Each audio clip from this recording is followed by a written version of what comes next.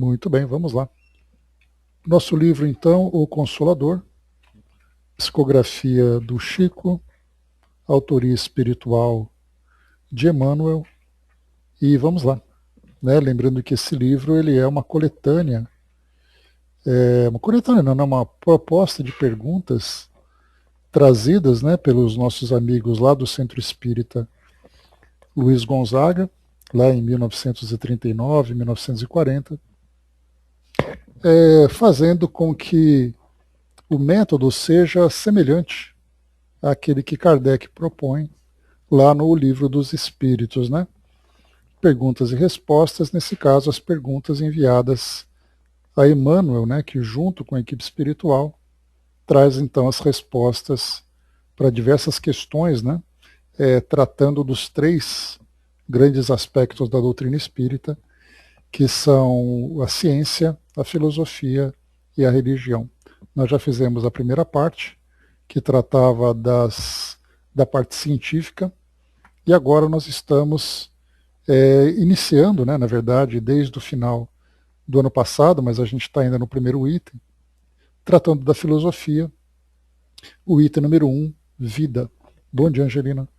Então nós estamos dentro do item vida, o subitem experiência, e nós seguimos com a partir da questão 138. Nós vimos nas duas últimas questões sobre determinação, né? Falando sobre especialmente os animais, os homens ainda numa condição muito primitiva em termos evolutivos, se eles estão submetidos a uma determinação absoluta.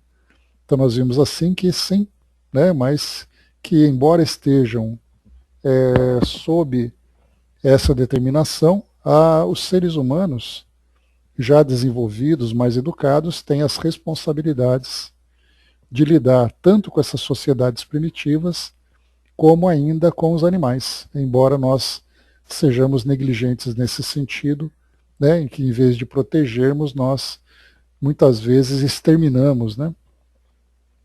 Na questão 137, sobre a vigilância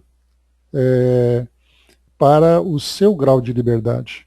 E aí mostrando para nós que aquilo que André Luiz apresenta para nós, né?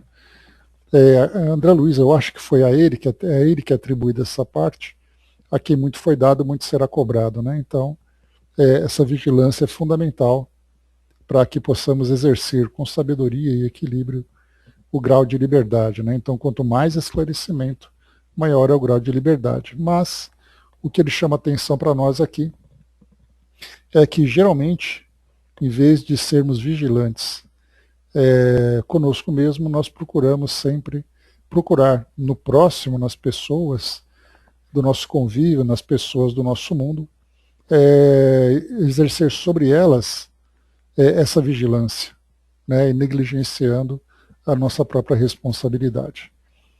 Temos então aqui mais duas questões voltadas, né, para essa parte do determinismo. A partir então, questão 138, vamos a ela. Então diz assim: em se tratando das questões do determinismo, qualquer ser racional pode estar sujeito a erros? Vamos ver aqui então, porque embora haja um determinismo, e aqui fazendo uma relação, né? Lembrando que o estudo que é feito aqui sobre determinismo, ele está diretamente vinculado com o livre-arbítrio. Então tem o determinismo que determina a experiência que vai ser vivida, vinculada com o livre-arbítrio, que é a forma como nós vamos viver essa determinação, muitas vezes de forma inconsciente. Não sabemos o que vai acontecer, não sabemos por que vai acontecer, mas nós estamos vivendo essas experiências, fazendo escolhas, algumas vezes escolhas sábias, outras vezes nem tanto, o que traz para nós consequências dolorosas. Aqui então, falando sobre determinismo, mesmo tendo uma determinação, nós estamos sujeitos a erro. Aqui é muito parecida essa questão, voltando um pouquinho aqui na nossa sequência, que está dizendo para nós aqui, né? Primeiro, na questão 134, aquele texto um pouquinho longo, se o homem pode agravar ou amenizar o determinismo de sua vida. Então ele fazendo escolhas sábias, diante das experiências da vida, ele vai então amenizando o peso desse determinismo. Se ele então se torna rebelde contra as experiências que foram determinadas para a sua vida, ele acaba então agravando. E na questão 135, se o determinismo divino é o bem, quem criou o mal, né? Então ele fala para nós que quando nós fazemos uma intervenção indébita na harmonia divina, nós criamos o mal para nós mesmos. E depois a necessidade de recompor os elos sagrados dessa harmonia sublime, vem o resgate e muitas vezes ali trazendo um peso doloroso da expiação, né? Então, muito bem, bom dia, Didima, bom dia, Brás. 138. Em se tratando das questões do determinismo, qualquer ser racional pode estar sujeito a erros? A resposta, então, todo ser racional está sujeito ao erro, mas a ele não se encontra obrigado. Então é uma questão aqui de sabedoria, né? De fazermos aqui as melhores escolhas dentro das nossas condições e das opções, fazermos sempre as melhores escolhas. Só que para o exercício dessa sabedoria, há a necessidade de nós termos, então, absorvido os ensinamentos que são trazidos para nós a respeito do sentido da nossa própria vida. Para que eu possa fazer uma escolha sábia, eu tenho que entender qual é exatamente ali o objetivo dessa escolha.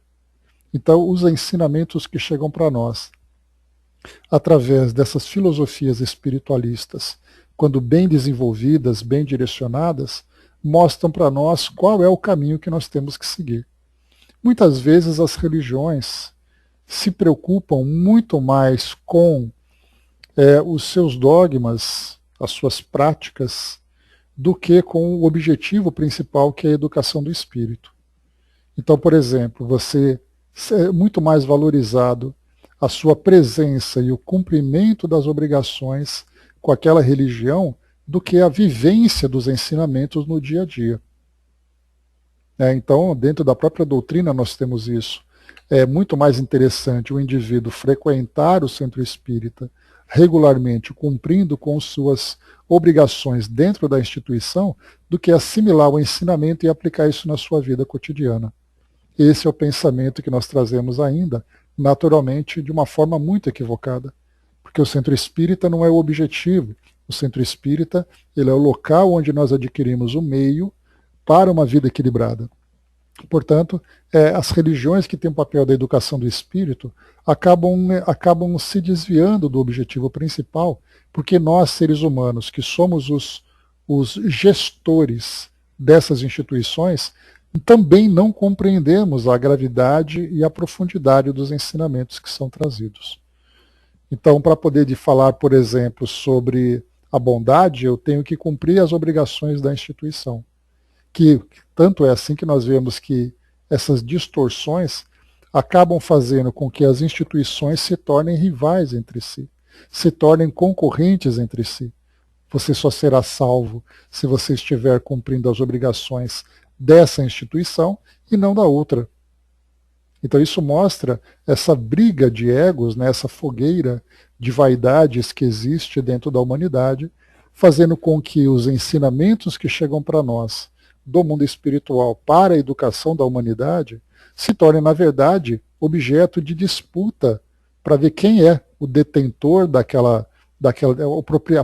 quem detém a propriedade desses ensinamentos, para poder fazer aquela disputa de poder.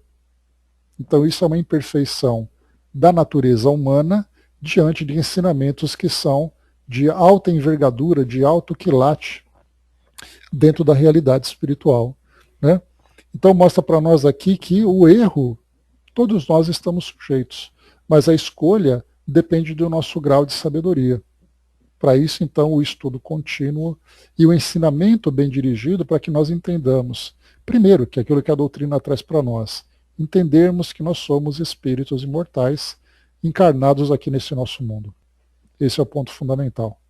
Segundo, a nossa presença aqui no mundo tem objetivos, que é exatamente o nosso aperfeiçoamento a partir das missões, a partir dos resgates, a partir das provas, tudo isso sendo trazido para nós de um modo muito didático.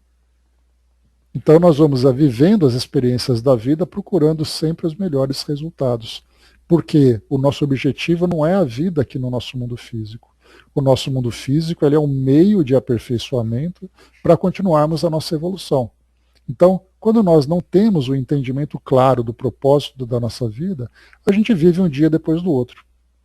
E sem ter a compreensão sobre a realidade da vida física, se comparada com a vida espiritual, pelo fato de nós não termos elementos concretos que comprovem para nós a realidade do mundo espiritual, nós vivemos o mundo físico da forma mais proveitosa possível dentro do nosso entendimento. E o que é viver de modo mais proveitoso possível? Desfrutar os prazeres que o mundo oferece. Daí então a nossa vida muito mais materializada do que espiritualizada. Isso reflete, na verdade, a nossa incapacidade da nossa própria inteligência de olharmos para o mundo como um todo, dimensão física, dimensão espiritual, e compreendermos o sentido da nossa vida diante desse mundo. Como a gente não entende, a gente faz aquilo que pode. E isso mostra claramente para nós que todos esses conflitos, todas essas desigualdades, todas essas distorções que nós vemos no mundo hoje, é resultado dessa falta de compreensão. Que indivíduo cometeria um erro tão grave fazendo uma escolha egoísta, sabendo que o seu futuro vai ser comprometido? Pelo fato dele não ter essa visão do futuro, então ele simplesmente vive o seu momento, vive a sua realidade e esperando que um dia depois do outro ele vá desfrutando daquilo que o mundo pode oferecer. Portanto, o nosso erro ele é resultado da nossa ignorância, ele é resultado da nossa... Da limitação do nosso desenvolvimento nesse estágio em que nós nos encontramos. Quando nós pegamos ali fazendo aquela comparação entre mundo de provas e expiações e mundo de regeneração, nós vamos perceber que o espírito regenerado ele já é mais espiritualizado e, portanto, ele vive em função dessa realidade que ele já assimilou. E como nós aqui no mundo físico não temos ainda a clareza desse entendimento, nós vivemos a realidade material dentro da nossa compreensão. Sem saber, por exemplo, quando nós falamos em conhecimento global, conhecimento planetário, a ideia da reencarnação, ela não é assimilada, muitas vezes até combatida. A realidade espiritual de cada um de nós pensamos que somos espíritos sem entender exatamente o que isso significa. Não compreendemos as nossas origens, não compreendemos o nosso destino. Toda essa falta de entendimento acaba depois trazendo para nós esse resultado dessa vida não apenas errante, mas dessa vida errática que nós vivemos também. Cheia de erros, cheia de equívocos, tentando viver naquela situação de erros e acertos para ver o que dá. Quando nós temos uma compreensão clara, a nossa vida está focada. Nós agimos com determinação, nós agimos com compreensão, agimos com objetivo. Se nós não temos essa compreensão, cada um vai tentando acertar do seu jeito. E aí então, infelizmente, nós nos desviamos do objetivo principal e depois temos que retornar pela força das leis da natureza, que são exatamente ali, que os elementos de provas e expiações que nos trazem de volta para esse roteiro original. Então, todo ser racional está sujeito ao erro, mas a ele não se encontra obrigado, nós não somos obrigados a errar. Em plano de provações e de experiências como a Terra, o erro deve ser sempre levado em conta dessas mesmas experiências, tão logo seja reconhecido pelo seu autor direto ou indireto, tratando-se de aproveitar os seus resultados em idênticas circunstâncias da vida, sendo louvável que as criaturas abdiquem a repetição dos experimentos em favor do seu próprio bem no curso infinito do tempo. Olha esse ensinamento, então. Traz para nós que o errar é humano. Persistir no erro mostra a nossa condição. Então é essa que ele fala para nós, que os erros fazem parte, essa pedagogia divina, que faz com que nós aprendamos com o resultado de nossas ações. Se nós erramos, nós vemos o resultado negativo e partimos do princípio de que essa sabedoria adquirida vai fazer com que nós, diante de uma experiência semelhante, não pratiquemos o mesmo equívoco. Porque nós sabemos o resultado. Como é que eu vou... por que eu vou fazer uma escolha sabendo que o resultado é ruim, se eu já vivi isso anteriormente? Então tem aquela... a estação da vida, né, que a gente já falou sobre ela, que mostra para nós, né, aquela frase que eu gosto bastante, que diz assim para nós que o ingênuo só aprende com os próprios erros. Os arrogantes não aprendem nem mesmo com os próprios erros. E os sábios aprendem com os erros dos outros. Então, na verdade, essa ideia reflete exatamente o propósito. Eu posso observar o mundo hoje e vendo aquilo que as pessoas fazem de equivocado e as consequências das suas ações. Se eu sei que isso vai dar errado, por que eu faço isso? Um exemplo claro que nós vemos hoje no mundo, infelizmente, é a questão dos crimes que são praticados. Crimes de corrupção, crimes de desvio, está todo mundo vendo na televisão, gente sendo presa o tempo todo e mesmo assim a corrupção nunca acaba. Crimes contra a vida, crimes contra a agressão, nós estamos vendo isso acontecer o tempo todo e mesmo assim as pessoas fazem. Algo mais simples, não tão denso, erros de trânsito. As multas que nós vemos, né, os acidentes que acontecem, nós vemos isso acontecendo todos os dias e mesmo assim os acidentes continuam acontecendo, as multas continuam acontecendo. No caso, por exemplo, né, André, que o feminicídio, que é algo tão grave, campanhas e mais campanhas de esclarecimento mostrando leis que são criadas, instituições que são criadas, a educação que é feita pela sociedade e mesmo assim os crimes acontecem. Quer dizer, por que eu tenho que passar por essa experiência dolorosa se eu sei que isso vai dar errado? Isso é resultado da arrogância. Porque nós não podemos mais dizer que somos ingênuos para aquilo que já é esclarecido. O que nós temos que fazer é fazer aquele trabalho de autoeducação, educar os nossos impulsos, educar os nossos valores, educar as nossas ações para educar a sociedade e mudarmos o mundo que nós vivemos. Então, quando a gente pega o trânsito, que é algo não tão denso assim para a gente poder conversar, é algo que nós vemos todos os dias.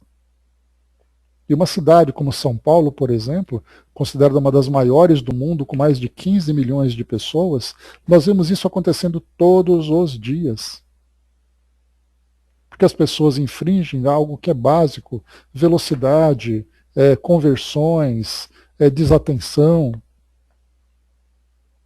Tudo isso acontece o tempo todo em grandes cidades, em pequenas cidades, e mesmo assim as pessoas continuam fazendo. E quando nós entramos dentro do campo moral, no campo dos relacionamentos, no campo da vida em comunidade, nós vemos ainda os mesmos erros acontecendo. Então os erros são resultados, na verdade, da nossa invigilância, da nossa persistência. Aquele que erra a primeira vez pode dizer que errou por ingenuidade. Aquele que erra de novo já entra a arrogância. E sábio é aquele que observa tudo isso acontecendo e para que ele vai cometer esse tipo de erro se ele sabe que isso vai dar errado. Então ele aprende sendo sábio, observando as ações dos outros. Então é isso que é trazido para nós aqui nesse ensinamento tão valioso. Mostrando que o determinismo, sim, ele está ali presente, quer dizer, está determinado que eu tenho que viver aqui. Mas aí é feita a pergunta para nós aqui de novo. Mas qualquer ser racional pode estar sujeito a erros? É isso que nós vimos agora.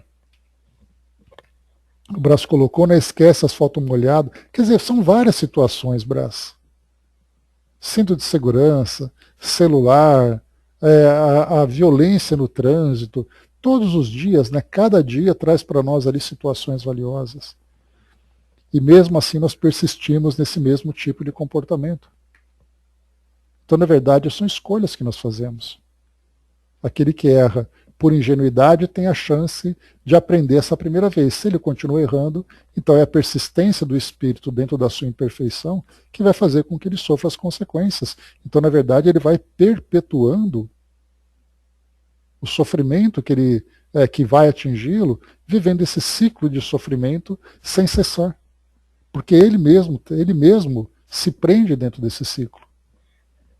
Angelina lembrou que o estágio na Terra é uma oportunidade para sermos melhores, mas sábios são aqueles que, observando tudo aquilo que a Terra tem para oferecer como escola, aprende a lição e aplica isso na prática.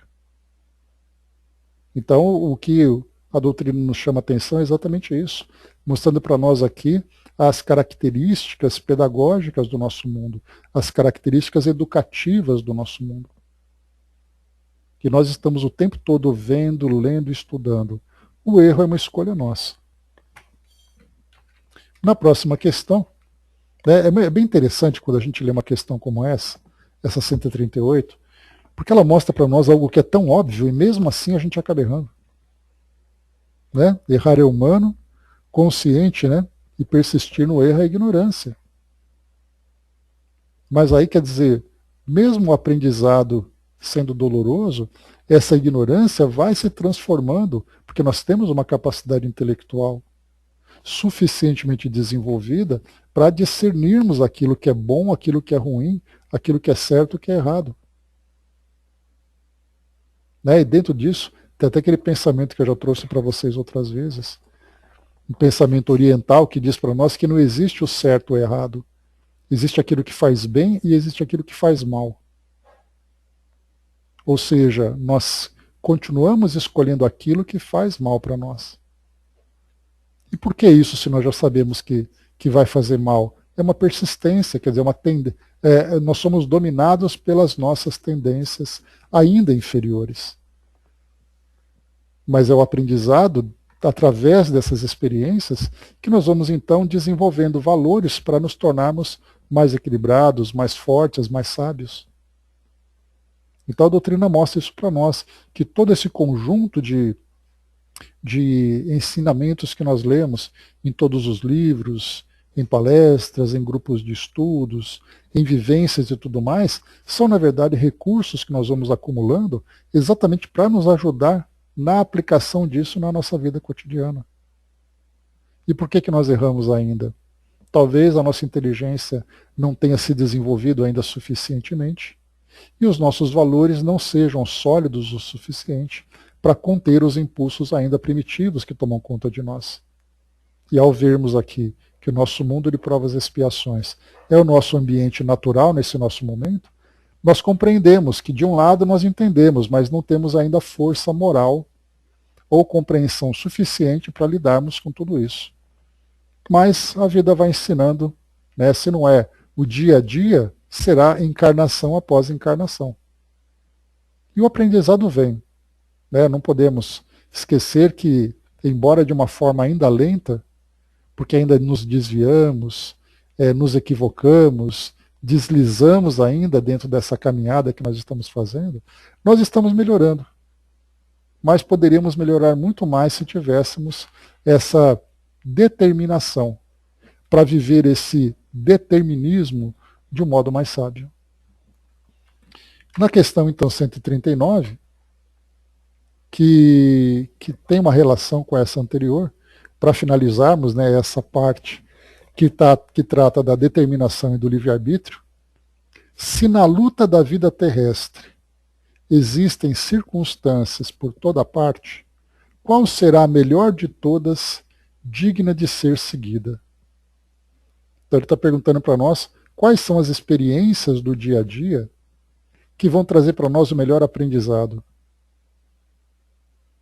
Então vamos lá. Se na luta da vida terrestre existem circunstâncias por toda parte, qual será a melhor de todas, digna de ser seguida? Em todas as situações da existência, a mente do homem defronta as circunstâncias do determinismo divino e do determinismo humano.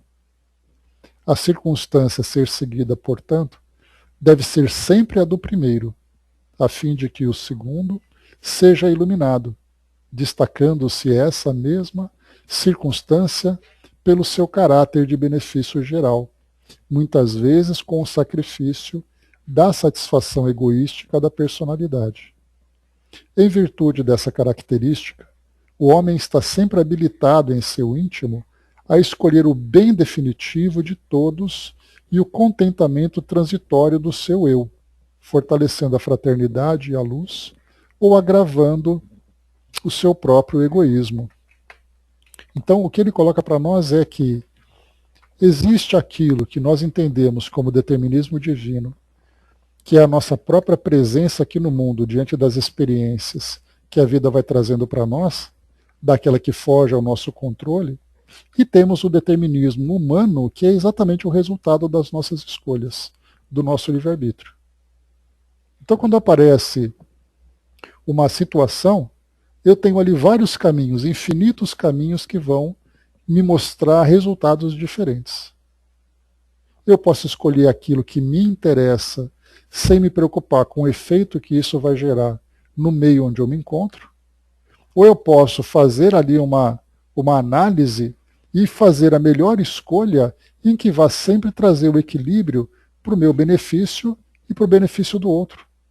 Algumas vezes até que o meu benefício vem não pela escolha em si, mas vem pelo sacrifício que é feito, que não deixa de ser uma escolha.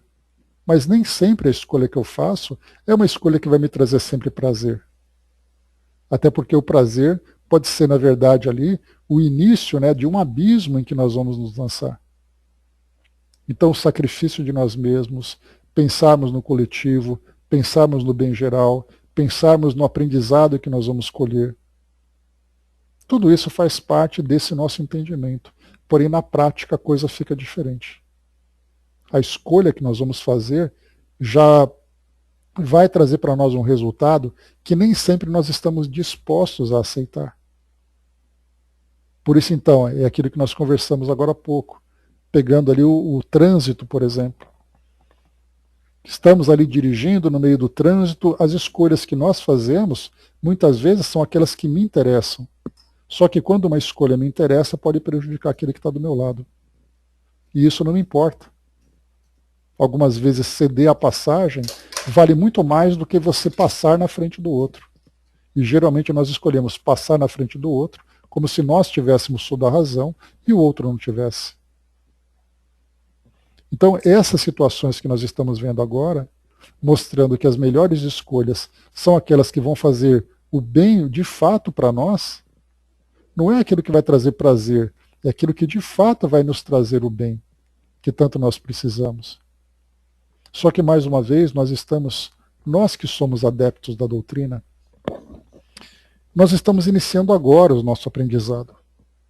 Então, essa ilusão que nós temos de que eu tenho 20 anos, 30 anos de estudos da doutrina, é quase nada comparado com tudo aquilo que nós temos que viver ainda. Nós somos aquele aluno que aprendeu a fazer ali as primeiras letras, e nós ficamos todos metidos, né? Nossa, eu já sei escrever. Sem se preocupar com tudo aquilo que a vida acadêmica vai me trazer dali para frente, a partir do momento em que eu sei escrever. Sei escrever e sei fazer continha. Para mim parece que eu já conquistei o universo. Nem me dou conta ainda de tudo aquilo que tem para ser aprendido. E nós estamos aprendendo agora os primeiros passos desse entendimento que a doutrina espírita nos traz. Porque se os ensinamentos divinos são tão eternos como ele, as leis que foram criadas, nós estamos começando agora com esses 20 anos de aprendizado. O que são 20 anos diante de leis eternas que estão aí pelo mundo afora? Será que nós temos essa pretensão de acreditar que 5, 10, 20 anos de estudo vai me trazer a capacidade de entender tudo aquilo que Deus criou em torno de nós? Então, quer dizer, nós estamos começando agora. Mas esse início já é aquela pequena fagulha que começa a acender na nossa consciência. Já nos dando um panorama do que vem pela frente, ainda que seja um panorama muito ofuscado. Porque para entendermos a realidade espiritual, nós estamos ainda aprendendo pela teoria. Porque a prática, o fato de nós estarmos encarnados, traz para nós ainda uma visão muito limitada, porque a nossa percepção é daquilo que nos envolve. Por exemplo, trazer para nós a ideia da reencarnação. Nós estudamos na teoria que a reencarnação é uma determinação, é uma lei, e ela existe para o nosso progresso. Mas e na prática? Como é que eu vou entender isso se eu não me lembro das minhas existências anteriores? Então essa é a diferença entre teoria e prática. Quando se fala sobre a imortalidade do espírito, como é que eu vou me lembrar? Como é que eu vou falar de imortalidade se eu só me lembro da minha primeira infância? Male male me lembro da minha primeira infância.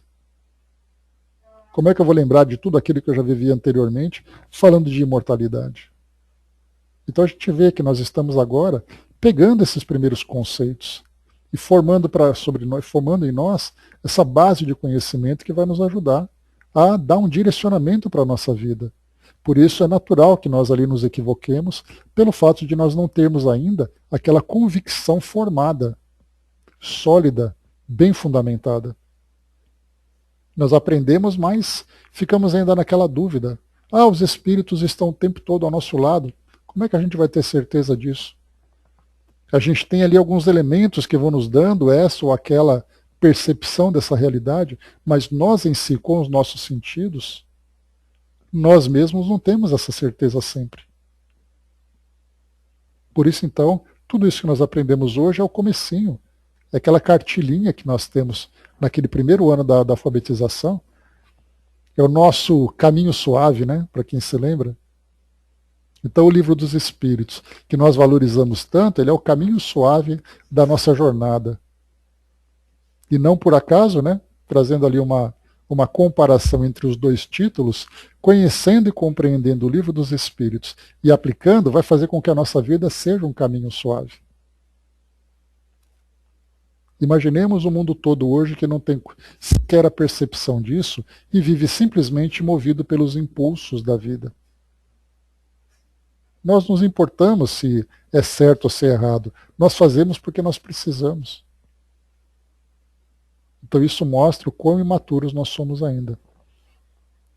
A Girina colocou, né? Ler e estudar é fácil, né?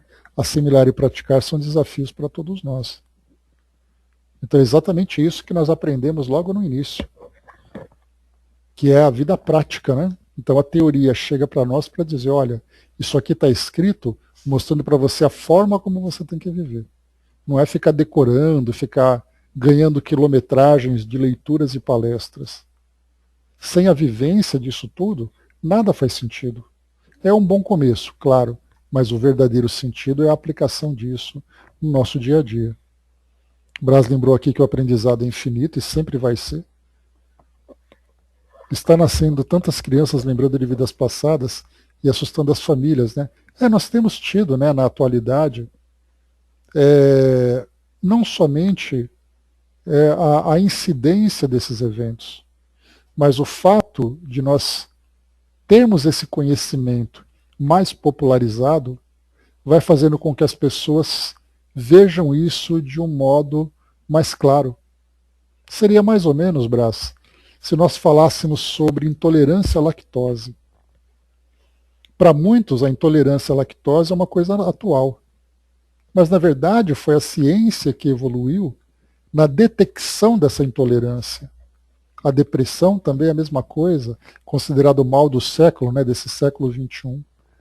A depressão é relatada em textos bíblicos, que são as angústias, que são ali todas as doenças que a alma acaba vivenciando, sofrendo, só que a partir do momento em que a medicina, atuando dentro desse campo de saúde mental, começa a ter uma facilidade para diagnosticar, dá a impressão de que é uma explosão de situações assim. E na verdade sempre existiu. E tantas outras questões. Quando nós falamos de espiritualidade é a mesma coisa. Nossa, eu nunca ouvi falar tanto de mediunidade, tanto de psicografia como nós vemos na atualidade. Sempre existiu. A única diferença é que agora as coisas estão acontecendo porque nós aceitamos isso culturalmente. Nós conseguimos perceber isso a partir da educação espiritual que nós estamos recebendo. Então essa mudança de pensamento que nós temos hoje, de crianças, por exemplo, tendo mais lembranças, porque a reencarnação deixou de ser um tabu na sociedade e passa a ser aceito. A quantidade de gente no nosso mundo mudou também. Basta lembrar que em 1940, quando a Segunda Guerra tinha estourado, a estimativa de habitantes no mundo era de 2,5 bilhões. De 80 anos para cá, nós quase que nós triplicamos a quantidade de pessoas. Portanto, é natural que triplique também a quantidade de experiências que vão aparecendo. Então, nessa questão aqui, para a gente poder mudar aqui o tema, é colocado para nós, né, que quais são as circunstâncias que nós temos que seguir. São aquelas que nós entendemos como determinações divinas. É claro que nós temos uma dificuldade muito grande de detectar isso, para saber se essa determinação é aquilo que nós conversamos, né, sobre as religiões antigas, que era o caso, por exemplo, das religiões naquele período da reforma religiosa, quando nós tínhamos a religião calvinista, que depois se tornou a religião presbiteriana, que é o pré-determinismo, ou predestinação, né, usando o termo mais correto. A predestinação é aquilo que é determinado antes da nossa chegada aqui no mundo, antes da nossa reencarnação. Mas como é que nós vamos saber exatamente aquilo que é predeterminado e o que não é? Como é que a gente pode saber se está pré-determinado que alguém vai desenvolver uma doença, sendo que, na verdade, são os hábitos e escolhas que ele fez que determinou isso? Como é que nós podemos determinar que a vida da pessoa vai ser uma vida de pouca tranquilidade nos seus relacionamentos, sendo que, na verdade, são as escolhas egoístas que ele faz, que faz com que ele crie situações que sejam assim? Uma pessoa que sofre com dificuldades econômicas estava pré-determinado, pré-definido, predestinado que ele seria uma pessoa que viveria essas lutas, ou foram as escolhas que ele fez? Se ele tivesse investido melhor os seus esforços, tivesse se dedicado na sua preparação, será que a sua vida seria tão difícil assim? Então é difícil para nós sabermos exatamente o que é uma predeterminação ou não. Então o que os Espíritos trazem para nós de ensinamento é: vivamos da forma mais sábia possível, seguindo os ensinamentos sábios que chegam para nós. Não arrisquemos na nossa opinião tão falível ainda. Porque nós não sabemos, não tem rótulo, ó, isso aqui foi Deus que fez, tá? Isso aqui não foi. Como é que a gente vai diferenciar uma coisa da outra? Aí vem exatamente ali a nossa sabedoria, a nossa sensibilidade, a nossa percepção, usando as referências que nós temos hoje. Quando nós temos ali, por exemplo, Sermão da Montanha, dentro das bem-aventuranças, quando nós temos os ensinamentos que esses espíritos sábios trazem para nós, eles não falam isso por acaso, eles não fazem isso só para virar uma frase bonita para colar na geladeira. Aquilo é uma referência de vida para nós. Se nós nos recusamos a seguir aquele caminho, a escolha é nossa. Nós temos o direito ao livre-arbítrio. Porém, se aquele ensinamento traz para nós um caminho, olha, você tem que fazer desse jeito. Se você não fizer desse jeito, você está pegando um atalho, está pegando um desvio. E você naturalmente vai ter que ser trazido de volta. Porque o menor caminho entre o ponto A e o ponto B é uma reta. Ok. E se eu quiser fazer curva? Faça, a escolha é sua. O seu caminho vai ficar mais longo? O seu caminho pode ser mais difícil? Então a nossa percepção é exatamente estudarmos esses ensinamentos. Ao pegarmos um livro, por exemplo, que talvez não seja o campeão de audiência dentro da doutrina, né, que é o Evangelho segundo o Espiritismo, embora tenhamos ali uma quantidade significativa de pessoas que gosta de estudar o Evangelho, mas o Evangelho é para nós o manual do nosso mundo hoje. É o manual do nosso mundo que nos traz uma visão de experiências trazidas pelo próprio Evangelho, que é o ensinamento de Jesus, interpretado pelos Espíritos e aqui por Kardec trouxe também. Traz para nós uma visão detalhada do que significa exatamente aquele aprendizado. E aí nós podemos escolher seguir ou não. É a nossa questão agora. Essa é a questão fundamental.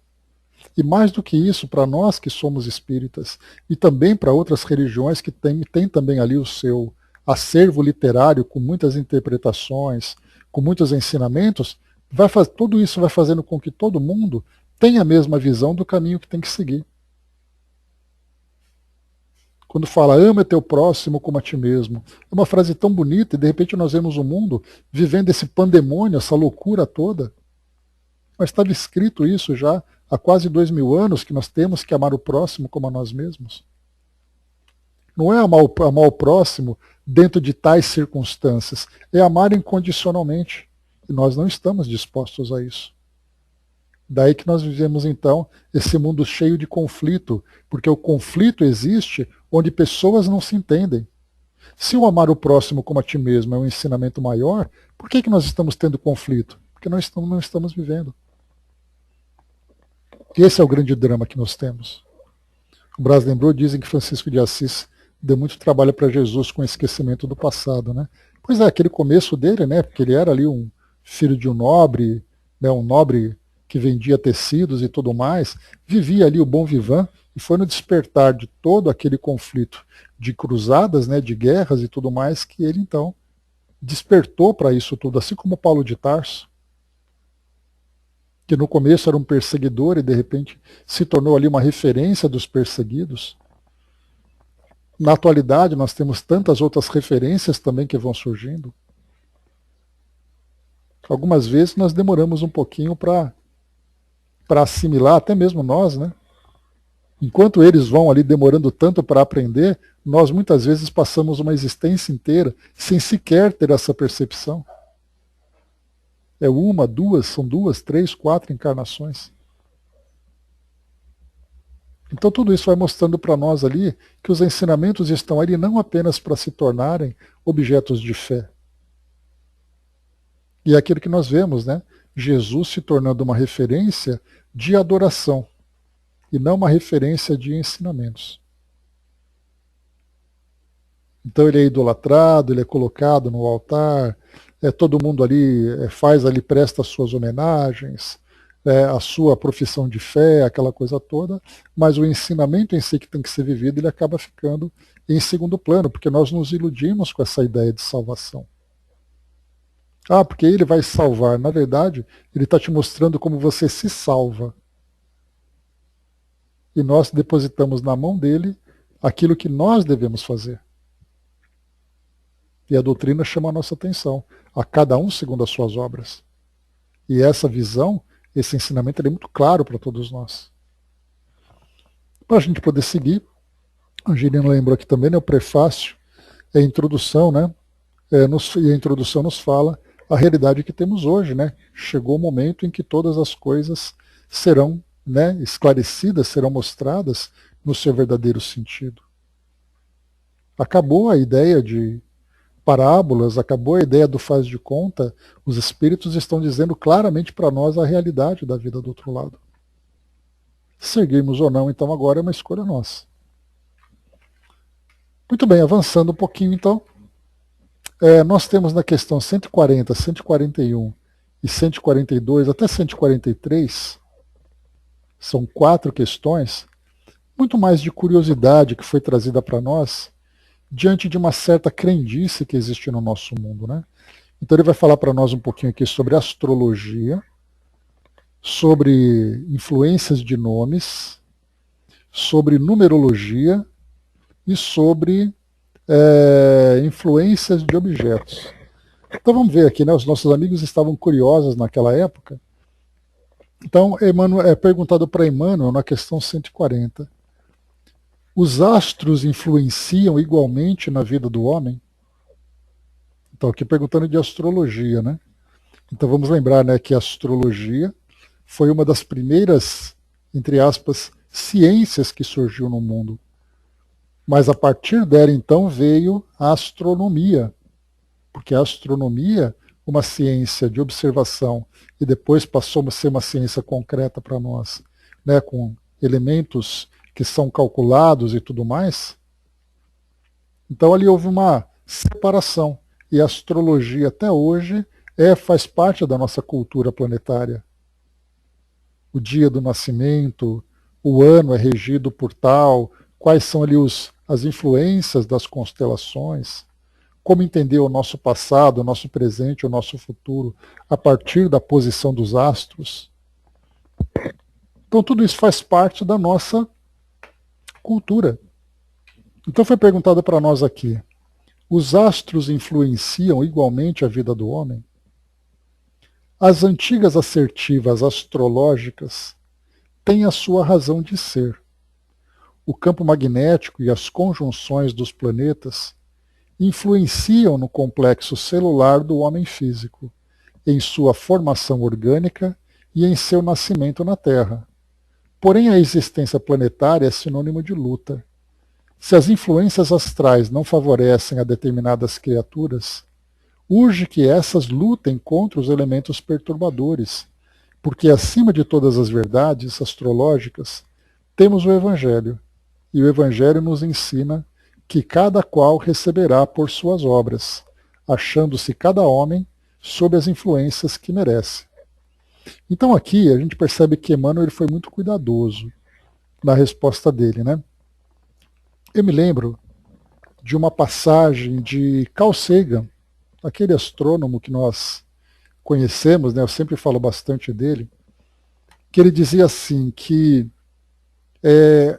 a lei da gravidade, a influência gravitacional, existe entre corpos que têm massa. Então, o nosso planeta, ele tem a sua massa, o Sol tem a sua massa, portanto, existe, nós vemos isso na prática, né, a órbita da Terra em volta do Sol, que é o resultado dessa influência magnética. Mas, quando se fala sobre a influência de uma estrela, que se encontra a milhões de anos-luz daqui, formando ali aquele conjunto, aquela imagem ilusória que nós temos, que forma uma constelação, que aquela constelação é capaz de exercer uma influência sobre nós que estamos nascendo num determinado dia. Carl Sagan dizia, então, que em termos de força gravitacional entre corpos, o obstetra que está ali no momento do nascimento do parto, o corpo dele exerce uma influência muito maior sobre a criança do que aquela estrela que se encontra a milhões de anos-luz daqui. Então ele falava sobre isso, sobre ciência. Porém, o que nós observamos hoje é uma visão da ciência terrena. É claro que aqui não é uma questão nem de defender e nem de rejeitar, porque nós estamos falando de algo que foge da nossa compreensão. Essa influência magnética que existe entre esses grandes corpos celestes em volta do nosso planeta, sobre os elementos mais simples, mais sutis da nossa estrutura celular, ou até mesmo da nossa estrutura espiritual, é um tipo de força que nós não entendemos. Basta lembrar, por exemplo, que a Lua exerce uma influência tão grande sobre a Terra, e a Terra sobre a Lua, mas eles trocam uma força tão grande que nós temos as marés. E temos ali outras situações que vão acontecendo desde outras tantas gerações no passado, a época do plantio, a época do nascimento de pessoas. Então, quer dizer, na lua cheia nasce mais criança do que em outras datas. A gente depois pode até ver qual é a incidência de nascimentos se comparado com a posição da lua.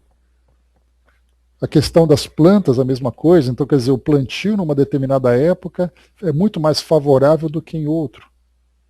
Então, existe força magnética, não tenhamos dúvida disso. Se por acaso a Lua tem a força suficiente de atrair a massa de água para fazer a maré subir, imagina essa mesma força quando nós estamos submetidos a essa força gravitacional. Nós não percebemos, mas falando da sutilidade do espírito, o que tipo de influência isso exerce? Não dá para dizer simplesmente que não faz nada. É muito mais fácil dizer, nós ainda não sabemos. Por isso, então, os espíritos evitam esse tipo de comentário, evitam explorar sobre isso. Kardec, inclusive, fala lá no livro A Gênese também, mas nós falamos a partir de uma influência direta no nosso organismo físico. Mas fora isso, nós não temos uma compreensão. Já li alguns livros que trazem algumas opiniões, que dá aquela coçadinha na orelha falando, não sei se eu posso entender dessa forma. Por isso, então, que é colocado para nós, e Emmanuel, e aqui a parte interessante, foi sem brasa, e a parte interessante é que depois ele dá uma desconversada aqui, né? Então ele começa dizendo que o campo magnético e as conjunções dos planetas influenciam no complexo celular do homem físico e em sua formação orgânica e em seu nascimento na Terra. Não sabemos exatamente de que forma que esse campo exerce. Aí então ele desconversa. Porém, a existência planetária é sinônimo de luta. E aí ele vai falando para nós que, independente das influências que os astros possam ou não, a nossa luta terrena ela é sempre necessária para o nosso desenvolvimento. É sempre necessária para a nossa evolução. Por isso, então, mesmo que tenha, mesmo que não tenha, né, e todos nós, né, quantas vezes, né, todo mundo adora um horóscopo, naqueles horóscopos que saíram nos jornais, né, abria correndo para saber como é que ia ser o dia. Aí não importa se eu lia para touro, se eu lia para escorpião, ou se eu lia para Capricórnio, né, que é meu signo, servia para os três. A gente torcia para dar certo, né? Então, se tivesse bom, falava, ufa, meu dia vai ser bom. E o dia passou como se nada tivesse acontecido. Eu tenho uma amiga que eu tive uma amiga, né? Faz muito tempo que eu perdi contato com ela, que ela fazia, ela era astróloga e ela fez um mapa astral. E eu li esse mapa astral com páginas e mais páginas e mais páginas, que são coisas que a gente vai lendo e achava interessante. Olha que legal, que bonito que isso aqui está falando sobre mim.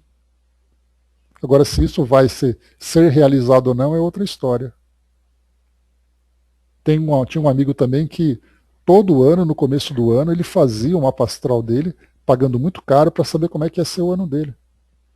Assim como nós temos hoje pessoas que vendem mapas, fazem previsões, né, principalmente nesse período do começo do ano, cobram caro por essas previsões. Se vai acontecer ou se não vai acontecer. Muitas coisas aconteceram por coincidência ou não, e outras coisas passaram longe por coincidência ou não. Então hoje essa questão cultural da astrologia é para nós assim algo muito mais místico do que concreto. Agora, espiritualmente falando, quando nós tratamos dessa questão das influências que os astros exercem sobre nós, aí então nós não sabemos. E Emmanuel procura evitar qualquer tipo de polêmica nesse sentido. Não afirma nem que muito sim, nem muito não, mas diz que existem ali elementos que nós ainda não temos a capacidade de perceber.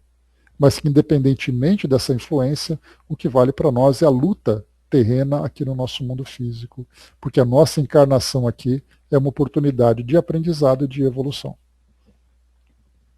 Depois, na próxima questão, na 141, a gente não vai se prender naturalmente muito nessas questões.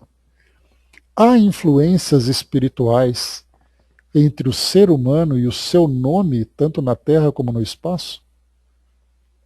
Ou seja, o meu nome é capaz de determinar alguma coisa na vida que eu levo? Se eu tivesse um nome diferente, a minha vida seria diferente? E aqui a gente já trata de algo muito interessante, de numerologia, né?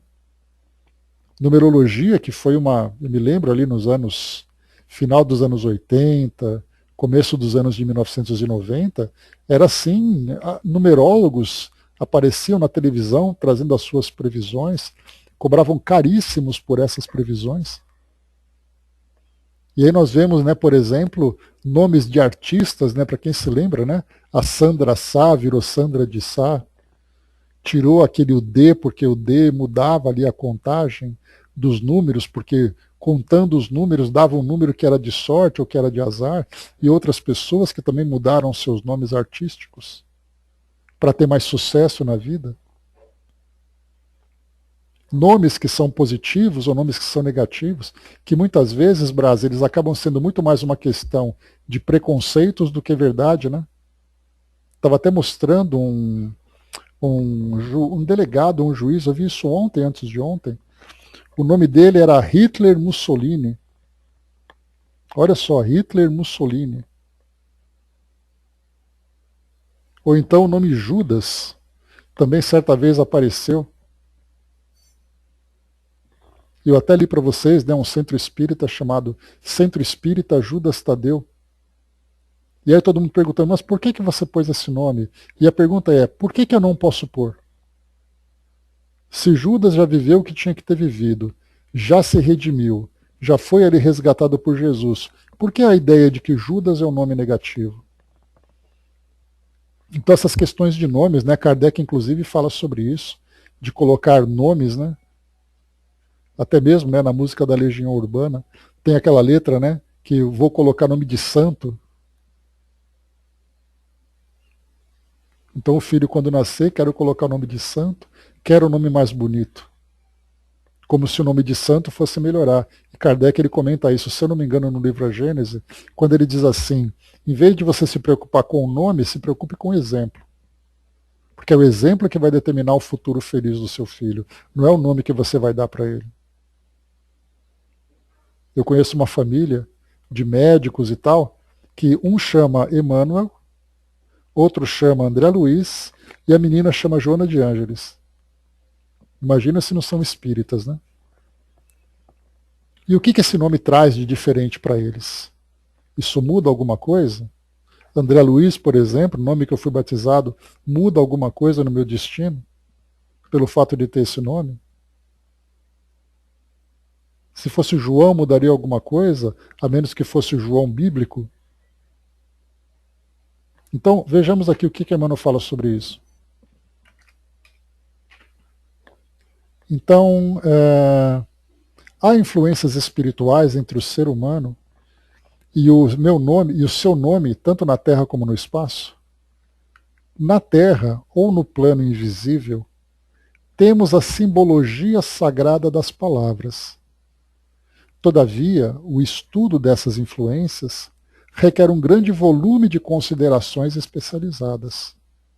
E como o nosso trabalho humilde é uma apologia ao esforço de cada um, ainda aqui temos de reconhecer que cada homem recebe as influências a que faz jus, competindo a cada coração renovar seus próprios valores em marcha para realizações cada vez mais altas, pois que o determinismo de Deus é o do bem, e todos os que se entregarem realmente ao bem triunfarão em todos os óbices do mundo. Aqui, claro que ele vai falar um pouquinho, então, ele começa falando sobre a simbologia sagrada das palavras, que é algo também que isso aqui provocaria um grande tumulto dentro dos estudos doutrinários. Porque aqui Emmanuel traz para nós algo que fala, por exemplo, sobre a influência das palavras, né? Tanto é assim que na cultura oriental nós temos os mantras que são falados, que trazem ali um poder energético para aqueles que recitam, para as músicas. Então nós temos palavras, cânticos, músicas, mantras, tudo isso trazendo para nós ali valores energéticos que nós ainda não entendemos. Se tem ou não, o que manda Emmanuel aqui, o que ele traz para nós, é que o que vale muito mais do que nos concentrarmos em astros, em números ou em nomes, é a luta cotidiana, independentemente das determinações que vão reger aqui a nossa existência. Eu vou, por exemplo, reencarno no meio que tem desafios sociais. Esse meio, esse ambiente, esse meio, ele vai exercer sobre mim uma influência. Muitas vezes até me levando ali para um descaminho, para um caminho ruim, um caminho negativo, que vai me trazer problemas, como é o caso, como a gente vê, um indivíduo que nasce numa comunidade que tem ali a violência, essa violência pode influenciar aquela pessoa. Mas a influência das relações. Mas o que importa é aquele indivíduo que reencarna naquele meio, ele tem como objetivo principal vencer exatamente a si mesmo. Lutar contra as suas tendências e contra essas influências no meio onde ele foi inserido, porque isso foi uma determinação. Se ele vai ceder às suas tendências inferiores ou não, isso é uma escolha que ele vai fazer. Esse é o determinismo humano. Portanto, quando nós falamos dessas questões que estão além da nossa realidade física e além desses ensinamentos morais, nós então aqui evitamos qualquer tipo de aprofundamento, porque não adianta a gente dizer que não. Tampouco não adianta a gente dizer que sim, se nós estamos tratando de coisas que ainda estão fora da nossa compreensão, dentro desse mundo sutil das energias que nos envolvem.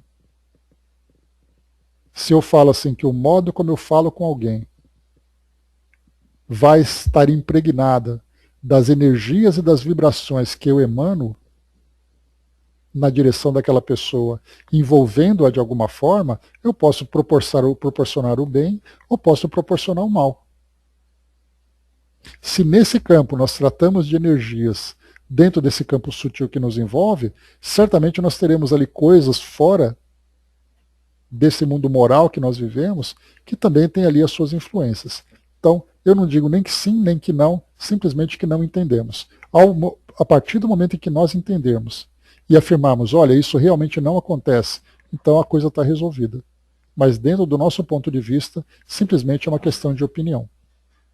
Então, fechando por aqui, pessoal, o nosso estudo de hoje, nós continuaremos ainda com algumas questões aqui nessa parte ainda da vida, né? São poucas, né? Faltam aqui 1, 2, 3. Ele vai falar ainda então sobre numerologia, o número 7, que tem algo bem interessante para trazer para vocês. Vai falar sobre influência oculta, vai falar sobre fenômenos premonitórios, e ele fecha sobre a cartomancia. Olha as perguntas espinhosas que os nossos irmãos lá atrás mandaram para Emmanuel, né? Vamos estudar com cuidado cada uma delas, fazendo um paralelo com aquilo que Kardec trouxe para nós lá no o livro o livro A Gênese. Fechando por aqui então, pessoal, o nosso estudo de hoje.